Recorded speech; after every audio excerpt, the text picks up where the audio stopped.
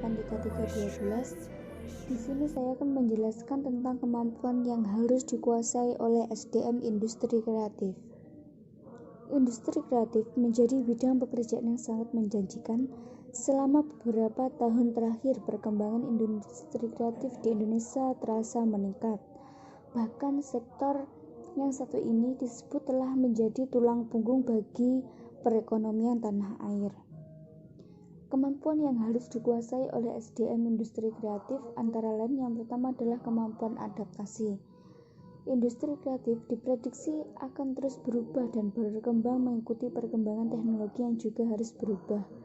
Itulah mengapa kemampuan adaptasi sangatlah penting dimiliki jika ingin mencoba terjun ke dunia industri. Yang kedua adalah komunikasi. Skill komunikasi memang sangat penting untuk bisa kerja di industri kreatif. Tanpa kemampuan komunikasi yang mumpuni, siapapun pasti kesulitan untuk bergabung di industri kreatif. Selain itu, tanpa skill komunikasi yang baik tentu akan membuat kita kesulitan untuk beradaptasi. Seperti yang sudah disinggung di atas, bahwa kemampuan beradaptasi juga sangat penting. Jadi dengan kita berkomunikasi yang baik, tentu proses adaptasi akan berubah menjadi lebih mudah. Yang ketiga adalah manajemen waktu.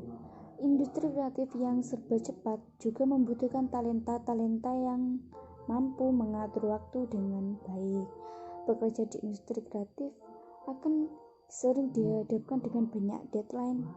Tanpa skill manajemen waktu, kita pasti akan tertekan untuk menyelesaikan seluruh pekerjaan tepat waktu. Yang keempat adalah bercerita lewat tulisan dan visual. Ada banyak profesi di industri kreatif yang memerlukan skill menulis dan membuat desain. Mampu bercerita lewat tulisan dan visual bukanlah hal yang mudah, karena kita tidak hanya menulis atau membuat ilustrasi seadanya. Misalnya saja profesi copywriter yang harus bisa menceritakan pesan dari brand ke para target audience. Tanpa memiliki skill yang satu ini, tentu orang copywriter akan kesulitan untuk kerja di industri kreatif. Yang kelima adalah kreativitas. Kreativitas bukanlah kemampuan yang menggambarkan visual yang terbaik, namun pengguna imajinasi atau ide yang original untuk menciptakan sesuatu. Bila bingung dengan apa saja skill yang kerja di industri kreatif, maka tentu saja skill kreatif menjadi hal yang paling dibutuhkan. Karena di sini bermaksud selalu memiliki ide-ide yang menarik dan juga mampu untuk mengeksekusikannya. Meskipun mengenai kegagalan, tapi orang yang kreatif tidak akan menyerah dan mencoba melahirkan ide yang lain. Hasrat untuk terus mengeluarkan ide tersebut menjadi salah satu skill yang bisa diasah agar lebih berkembang. Jadi, tidak ada kata terlambat untuk mengembangkan kemampuan berpikir yang efektif. Yang terakhir, yang keenam, memahami dunia digital. Tentu dunia kerja yang dulu berupa benda fisik kini beralih ke dalam dunia maya atau digital.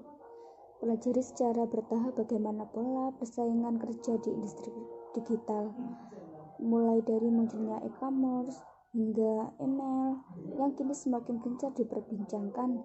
Teknologi yang semakin maju menuntut untuk terus update dalam pengetahuan dan tidak boleh berhenti mencari informasi. Terlebih kini seperti Facebook, Twitter, serta Instagram bisa menjadi ladang baru untuk mempromosikan diri, beriklan hingga dapat bersaing dalam bisnis tersebut. Saya Sonia Sukma Vanika, NIM 12405183318. Saya akan melanjutkan materi yang berikutnya, yaitu tantangan pengembangan SDM industri kreatif. Dalam pengembangan industri kreatif di Indonesia, tentu saja akan berhadapan dengan tantangan. Tantangan tersebut menjadi pendorong agar usaha kreatif lebih mampu menggali kreativitas yang memiliki keunggulan bersaing. Revolusi Industri 4.0 mengharuskan SDM yang ada dituntut untuk terus mengembangkan kemampuan dan keahliannya dalam menghadapi pesatnya persaingan industri secara global.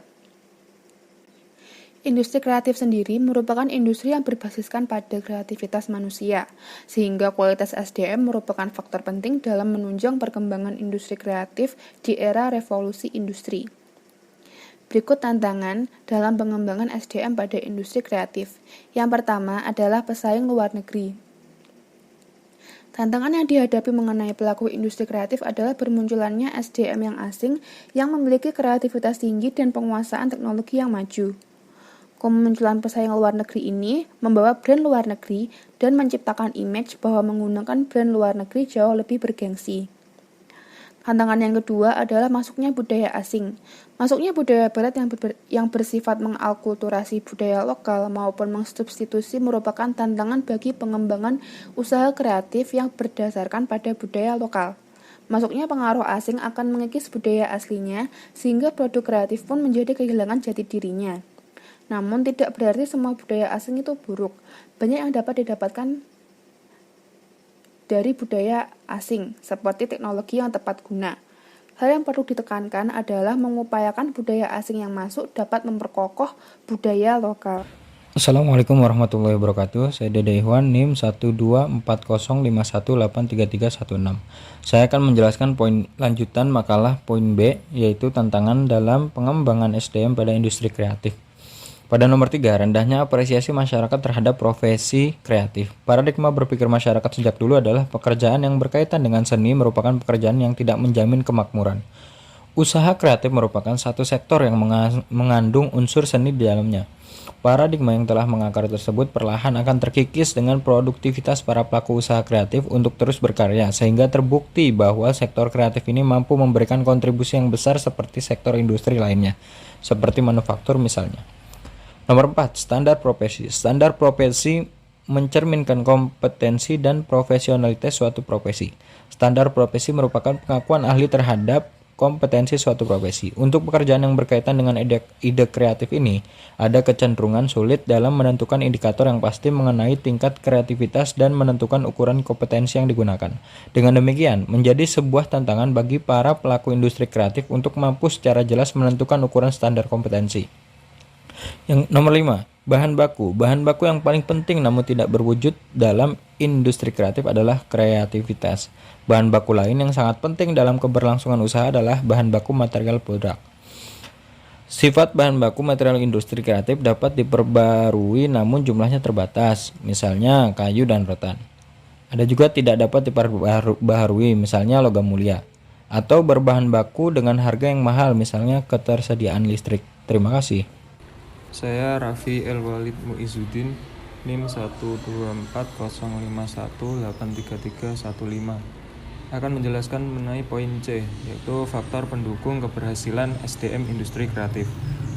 Kontribusi industri kreatif dalam mengembangkan ekonomi kreatif di Indonesia memberikan indikasi bahwa kreativitas masyarakat Indonesia sangatlah tinggi. Buat kita lihat bahwa keanekaragaman produk dan berbagai etnis menjadi faktor pendukung pengembangan ekonomi kreatif di Indonesia. Ada 2 faktor pendukung keberhasilan SDM industri kreatif, yaitu faktor dalam atau bisa disebut internal dan faktor dari luar, yaitu eksternal. Mengenai faktor pendukung dari dalam atau internal, antara lain modal, sumber daya manusia atau SDM, dan peralatan.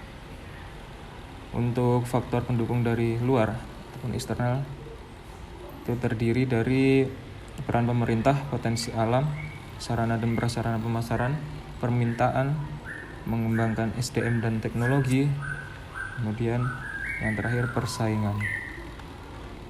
Kita bahas mengenai modal. Modal merupakan salah satu faktor terpenting dalam kegiatan produksi, apalagi industri yang baru berdiri atau memulai menjalankan usahanya. Jadi modal itu adalah salah satu hal yang terpenting yang harus ada dalam memulai sebuah industri. Faktor dari dalam yang kedua yaitu sumber daya manusia, yaitu orang yang melakukan produksi baik secara langsung maupun tidak langsung. Dalam faktor tersebut beberapa unsur penting antara lain kekuatan fisik, pikiran, kemampuan, keterampilan, dan keahlian. Yang ketiga yaitu peralatan. Pastinya peralatan harus ada dalam suatu bisnis usaha. Dalam industri kreatif, peralatan yang memadai juga menjadi faktor yang sangat penting dalam proses produksi. Kemudian dalam faktor pendukung dari luar, peran pemerintah di sini berkepentingan untuk mengarahkan perusahaan agar mengutamakan kesejahteraan bersama. Kemudian potensi alam menjadi faktor penting juga dari luar mengenai kekayaan alam seperti tumbuhan, tanah, air, udara, dan lain-lain.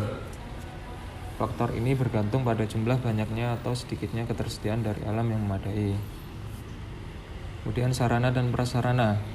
Sini menjadi penggerak dalam ekonomi kreatif karena dapat memungkinkan barang dan jasa bergerak dari satu tempat ke tempat yang lain.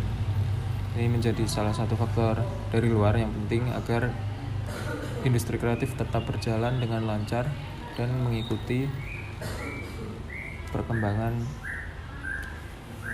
industri yang ada di luar. Masalah kemudian permintaan yang semakin tinggi dapat mendorong industri kreatif. Jadi permintaan dari luar dalam ekonomi kreatif itu dapat merangsang untuk industri kreatif berkreasi dan berinovasi. Kemudian para kreator semakin semangat untuk berimajinasi dan mengembangkan produknya. Kemudian mengembangkan SDM dan teknologi. Di sini sangatlah penting karena di zaman modern saat ini semuanya serba teknologi atau teknologi menjadi poin utama dalam suatu industri kreatif. Ketika terdapat update maupun produk baru, pastinya kita membutuhkan teknologi yang memadai agar bisa mengembangkan produk yang kita buat sehingga tidak tertinggal dengan pesaing-pesaing yang ada di luar.